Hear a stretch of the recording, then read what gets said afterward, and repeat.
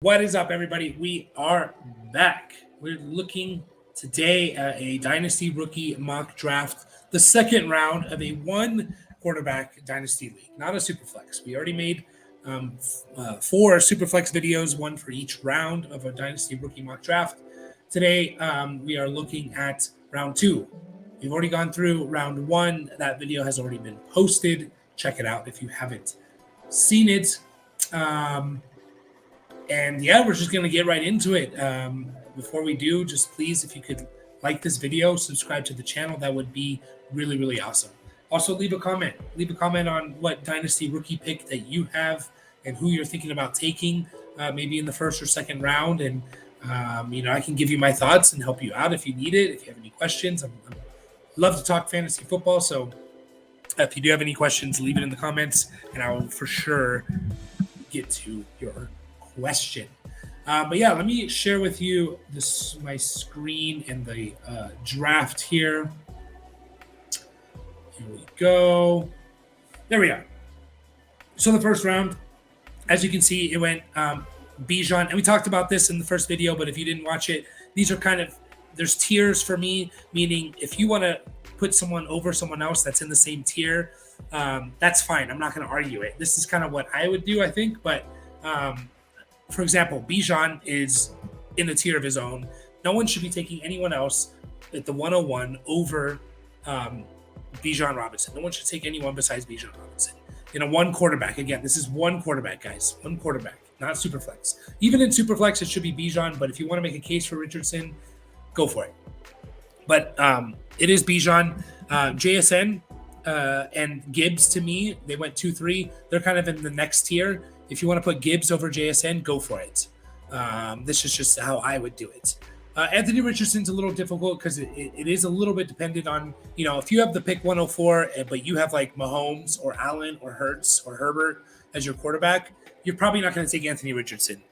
It's a one quarterback league. You're not going to need him. But if you have like Cousins or Carr or, I don't know, Garoppolo or someone like that, even if you have like younger guys like a Mac Jones or something that you're not completely sold on, who's just kind of a meh quarterback, then maybe you can make a case for taking Richardson.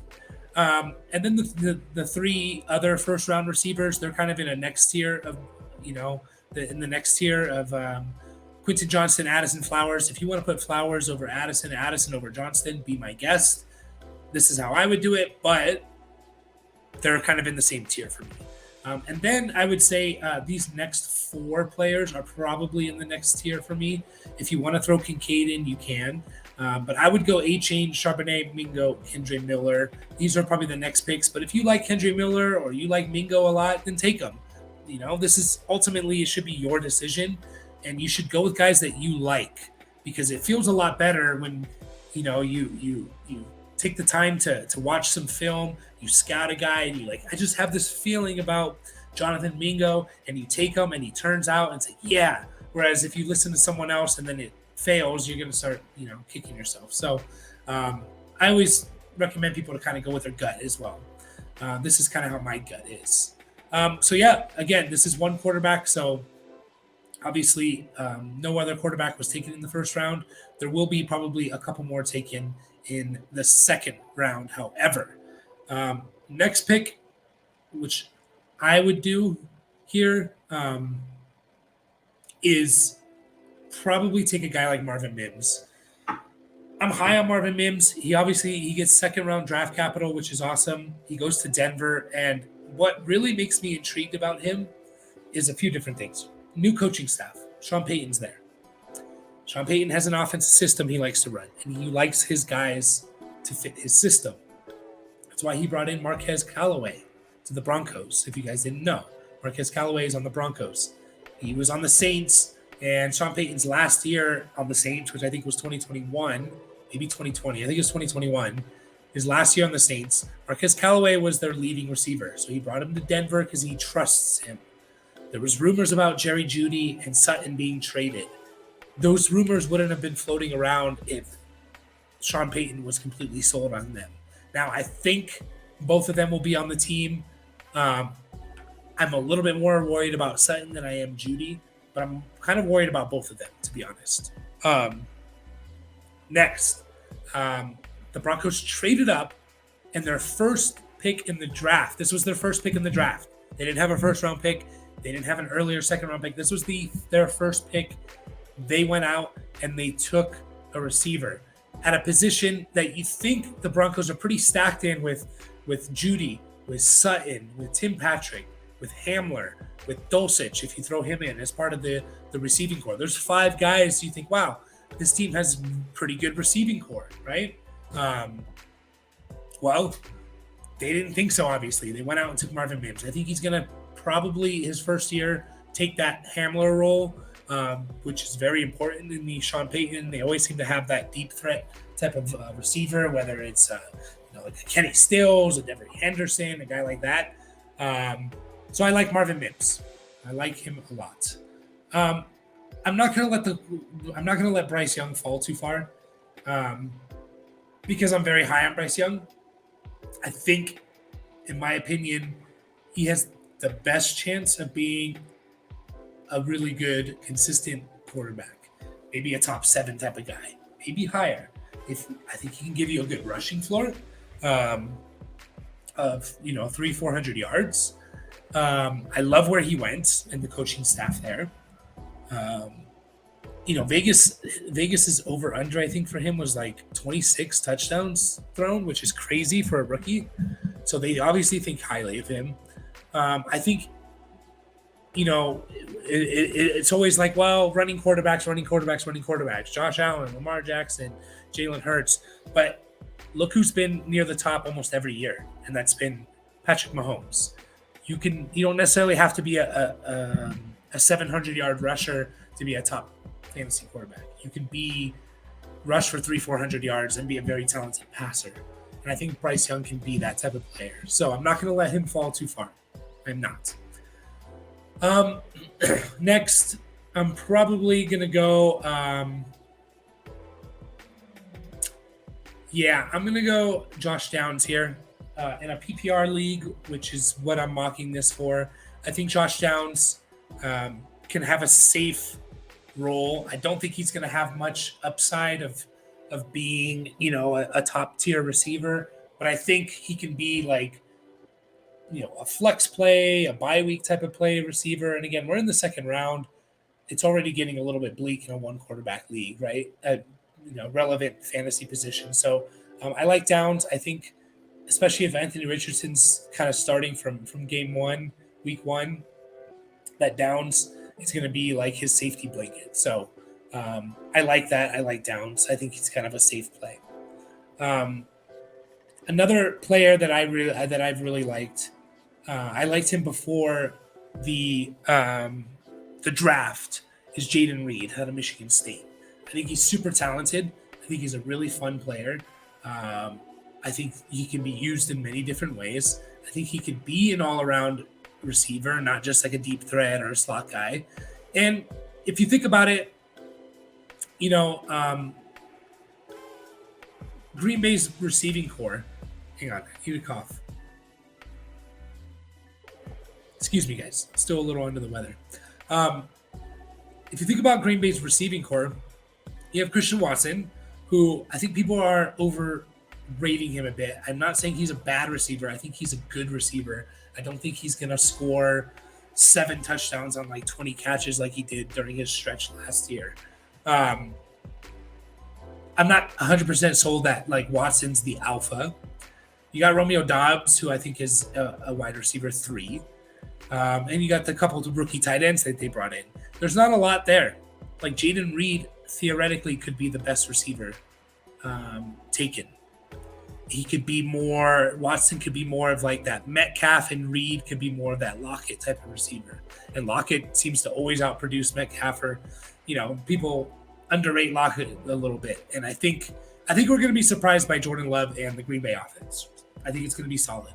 And so I like Jaden Reed, and hopefully him and Jordan Love can kind of get a connection going there. Just double checking here. A running back that I really like, and it's not Tajay Spears. I like Tank Bigsby, but it's Roschon Johnson. There's a lot of potential there. There's a lot of intrigue there. He played behind Bijan Robinson, so we only got to see a little bit of him. I think he only had I don't even know if he had 100 carries last year in college. I'm double checking right now. He had 93 carries, 14 catches. He can catch the ball. He can pass block. He can run block. He's a big running back. He's going to break tackles. He has some speed to him. He's not crazy fast, but he has some speed for a guy who I think is 240. He runs a 4.58, which is good for a guy his size. I really, really like Roschon Johnson. I think he could be the best receiver in the draft. What am I saying? The best. Sorry, guys, I'm under the weather. I think he could be the best running back on Chicago. I don't know how I got best receiver in the draft there. I think he could be the best running back on Chicago right now. Everyone's assuming Khalil Herbert's the guy. And part of the reason is because I think a lot of people dislike David Montgomery because he was just a guy who wasn't exciting at all and was just he needed volume. And then Khalil Herbert comes in, and it's like the Tony Pollard to Zeke Elliott, whereas that second running back is a lot of times facing boxes that aren't stacked because they think they're going to pass it. So they get and they use them on more creative runs, outside runs, not plotting up the middle type of runs. So they have a higher yards per carry. I don't think we should just assume Khalil Herbert's the guy. I don't think we should assume Khalil Herbert's the guy. He's going to get 200 plus carries. And he's going to be a top 12 running back. I think that's what a lot of people are assuming. And I really, really don't think we should do that because we're assuming way too much. He's a 6th-round pick for a reason. We've seen him look good in flashes, but maybe that's all. And when you try to give him a big workload, it's not going to work out that way. I think Roschon Johnson could be the best running back in Chicago. I really do. And so I'm taking him here. I really, really like him. Here, I'm probably going to start thinking about taking Stroud, CJ Stroud. He's still a first-round quarterback. There's still potential there of him. He could still easily be the best quarterback in this draft. So don't let that fall too far. If you go back and look at a lot of one quarterback leagues, where did guys like Herbert go? Where did guys like Jalen Hurts go? If you redraft them, they're going to go first overall, right? So don't let these guys fall too far, especially these first quarterbacks. Okay, we got a few guys here. I'm just going to double check. Make sure I'm not forgetting anyone. And we're getting to the point where you can reach a little bit for guys that you really, really like. I'm not a huge Rashee Rice fan. I'm not going to fall for the Kansas City trap. I do think he should go, but not yet. Tyjae Spears, I know there's concerns here about his knee and that he's not going to be able to finish out his rookie contract, which may be true. But I'll say this. He's probably going to be Derrick Henry's handcuff this year. And Derrick Henry's probably not going to be on the Titans in 2024. And there's even a chance he's not even on the Titans in 2023 if they, for some reason, they trade him. I don't think they will, but there was those rumors, right? So let's just say Henry's on the team. He's Henry's handcuff. Henry goes down. Spears has a lot of value. 2024, let's just say Tyjae Spears takes over as the main guy. Even if he doesn't finish it, or even if he doesn't go past his rookie contract, and he gives you 3 good years, 3 top 20 running back years, you'll take that. You'll take that with the 207 pick in a one quarterback league. You will take that. All these guys are dart throws at this point. They're dart throws. And the chances of them hitting are 30% or lower. So if you get Tyjae Spears, he had good draft capital. I know there's the concerns about no ACL, arthritis, whatever, no cartilage. And that's what that's what happened to Gurley. But Gurley gave you 4 amazing years. If you can get 3 top 20 years from Tyjae Spears, you'll take it with the 207. Moving on. A couple other guys I like here. I'm going to take, this is tough. Tank Bigsby. Another running back. I really like Tank Bigsby. I liked him watching his film. His offensive line was garbage at Auburn, like absolutely terrible. He made the most of what he could, but he had very inconsistent games, very inconsistent numbers. And I think a large part of that was because of his offensive line, that it was just so trash. I think it was like top 5 worst run blocking offensive line, according to PFF last year. So you look at his game logs from 2022, and you're just like, yeah, he had a game where his first game of the year, he rushes for 150 yards. And then he doesn't rush for more than 60 in a game. And then he busts out for 180. And then, he runs for 60 and 90. It's like, why? You watch him and it's like, why is it so inconsistent? I think he can catch the ball. He caught 30 passes in college. I think he's a really good running back. And I think it's very intriguing that he went to Jacksonville in the 3rd round. Because to me, they have ETN.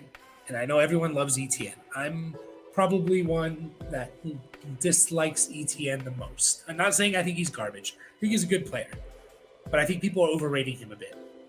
And I worry a tad bit that ETN just doesn't fit Doug Peterson's offense and the way that he wants to run it. And them taking a running back in the 3rd round could point to that a little bit.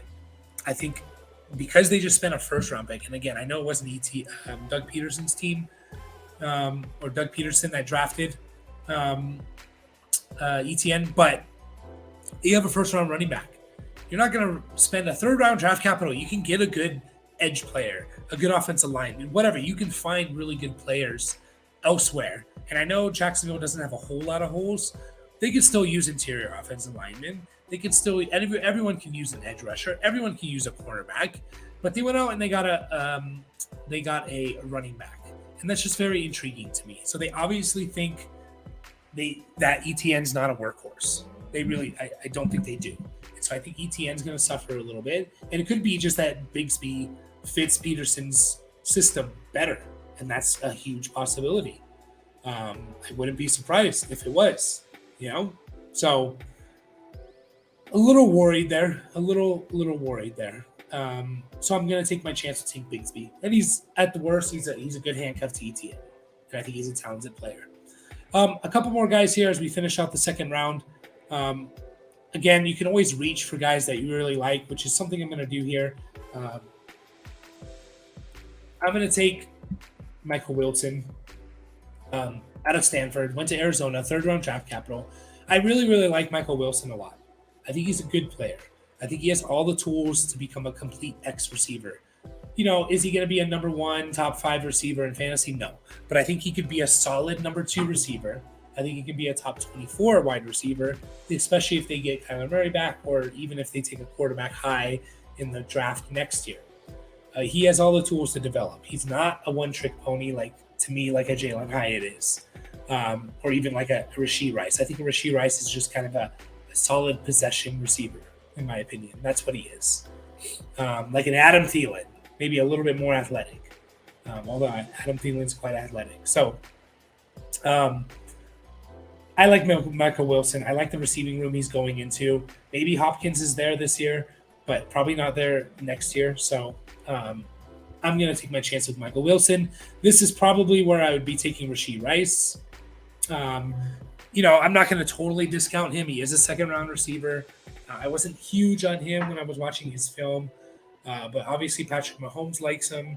You're going to Kansas City, and there's an opportunity there. I can't ignore that. I know they have Tony, Sky Moore, but there's an opportunity for him to be kind of the number 1 guy behind Kelsey. So I'll take that chance there with Rashee Rice at the end of the 2nd, but I'm going to take all these other guys before him. Just making sure I'm not forgetting anyone. And I don't think I am. I do think Michael Mayer still deserves to go in the 1st round. And I do think Sam Laporta. Now, would I take 2 tight ends if I was Team 12? Probably not. But this is more to show that, Mayer and Laporta probably should go in the 2nd round, mid to late 2nd round, because they went to really good position spots. They're very high drafted. They're high 2nd round picks, which is very good draft capital for a tight end. Mayer goes Las Vegas, and there's a hole there. Laporta goes to Detroit, and there's a hole there. So I like both of the spots they went to. I even like Luke Musgrave as well. So I'm going to take a chance on the tight ends here. I mentioned this in the Superflex Dynasty rookie mock drafts, taking a chance on quarterbacks and tight ends late in the the third and fourth rounds. And I think you can do that in one quarterback league starting in like the late second, because all these guys are like a 10% chance of hitting anyways. So it's kind of like, well, might as well hit in a position of incredible value if I do hit. If Mayer or Laporta turn into a top 5 tight end, that's way more valuable than hitting on a top 24 receiver at this point. So that's kind of my logic. I'm going to take some chances on tight ends here. So there you have it, guys. That's our second round of a Dynasty rookie mock draft, one quarterback league. We'll probably get one more round in here, the third round, and I'll have that posted to you guys soon. But again, thank you so much for watching if you watched. And if you could like that video and subscribe, I'd be super happy. And I will catch you guys next time.